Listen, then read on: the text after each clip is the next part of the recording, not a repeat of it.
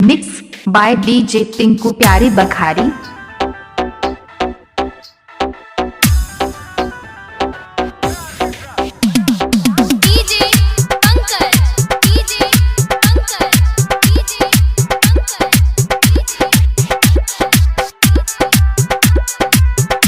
गाना मिक्स करवाने के लिए संपर्क करें 9810934337। देशवा के शान है तिरंगा मोरा जान है।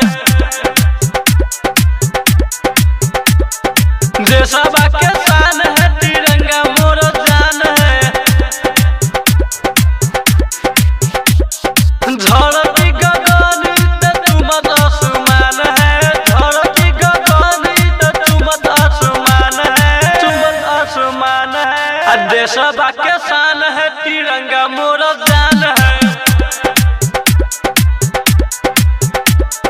देशवा के शान है तिरंगा मोरा जान है।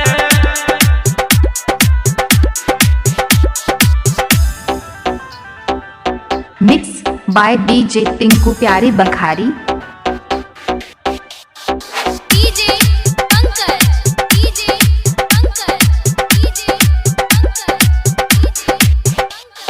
देशवा के शान है तिरंगा मोरा जान है।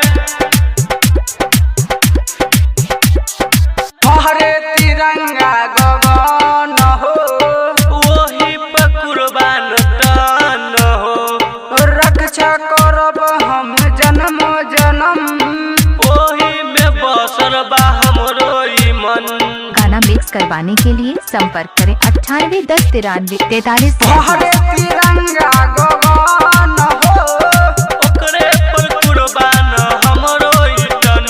रक्षा करब हम जन्म जन्म, ओकरे में बसरी हमरो ई मन।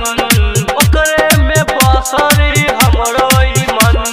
सेवा करता रे ई त देश के जवान हो। देशवा के शान है तिरंगा मोरा जान है। धरती गगन तुम आसमान है। धरती गगन तुम आसमान है। तुम आसमान है। देशवा के शान है तिरंगा मोरा जान है। देशवा के शान है तिरंगा मोरा जान है।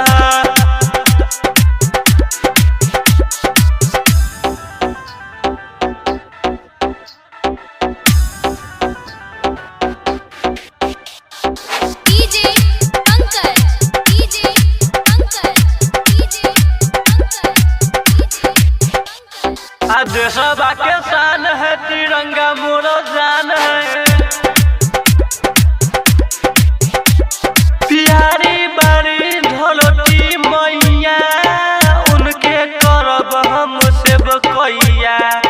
जब जब आफत तब आई, कुर्बान कर देब हम देहिया। प्यारी बारी धरती मैया, उनके करब हम सेवकैया।